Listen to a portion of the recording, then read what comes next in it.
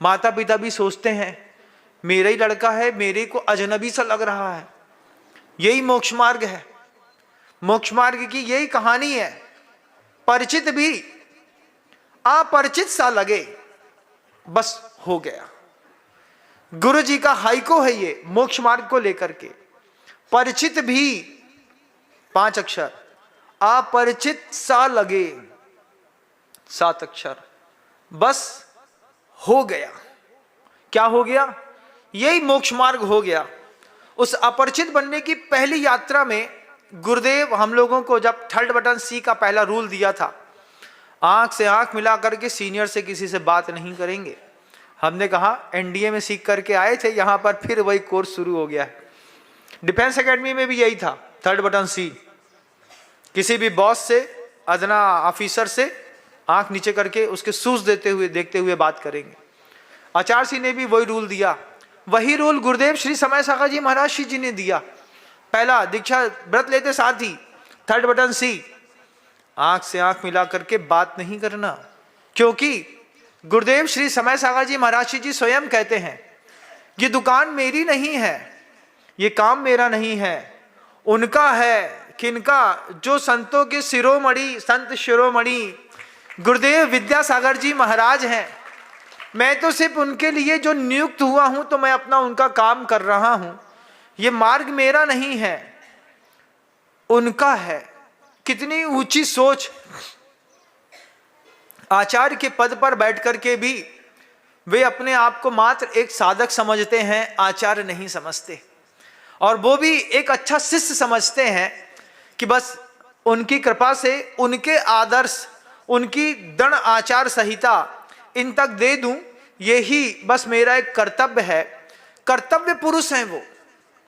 ऐसे कर्तव्य पुरुष अहरनिश लगे रहते हैं चिंतन करने के लिए, देने के लिए।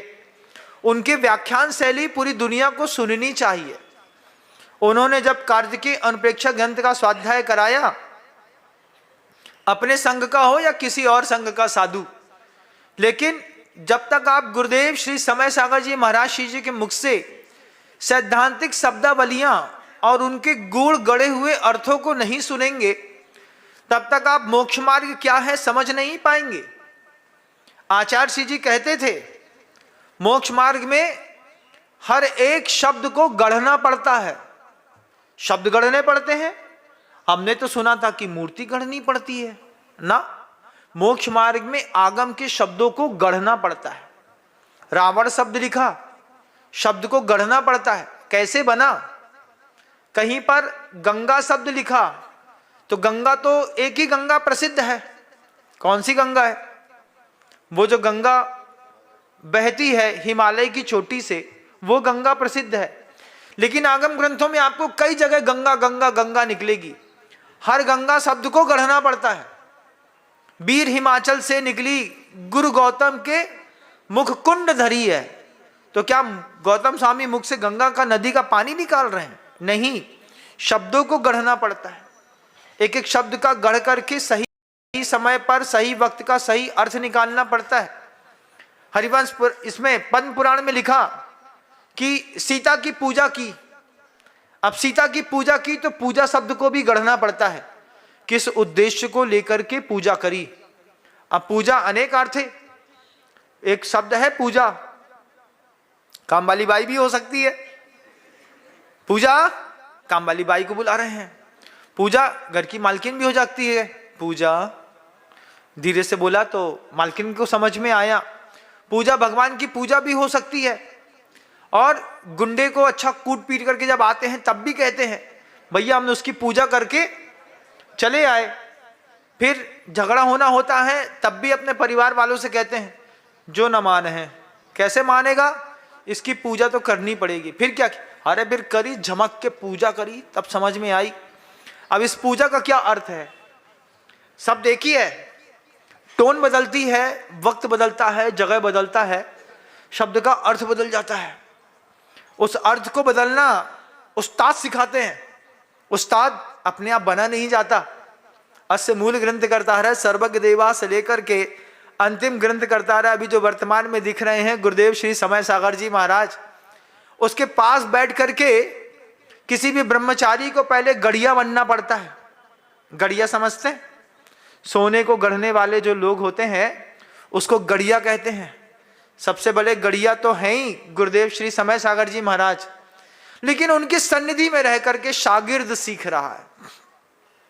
कितने सारे ब्रह्मचारी, कितने सारे एलक महाराज जी, छुल्लक जी, उनके साथ में रह करके जब भी मैं संघ का कोई दृश्य मुझे दिखाता है, मंच का देखता हूं, जितने एलक मुनिरा एलक हैं, आंख ऐसी नीचे, सिर ऐसा नीचे करके नीचे देख रहे हैं, या तो माला फेर रहे हैं या मौन बैठे हैं।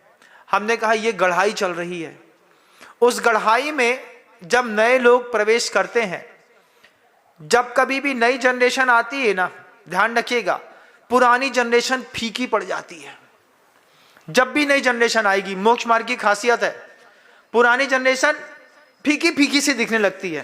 बोले क्या भाई भाई विनम्र सागर को बार बार देख रहे, नए महाराज को देखो, नए महाराज का तेज देखो, उनकी उमंग देखो, चलने का तरीका देखो, हाथ पे लगी मेहंदी देखो, दुबला पतला सा शरीर देखो, क्रस काया देखो, उस पे सामर्थ्य देखो, उल्टे सीधे खिंचे हुए बाल से पैदा हुए चेहरे पर जो घाव होते हैं ये मेडल से कम नहीं होते।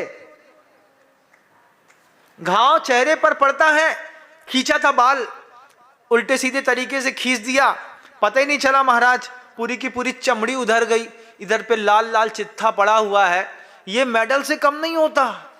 ऐसा चेहरा देखने के लिए ये आंखें भी तरसती हैं। करता तो मैं भी केसलोच, लेकिन बुद्धिपूर्वक दिमाग के साथ सब पता है कहां पे कैसे उखाड़ना है, उखाड़ लिए। उनको तो पता भी नहीं है। महाराज खींच रहे थे, बाल तो टूटा नहीं, उंगली टूट गई।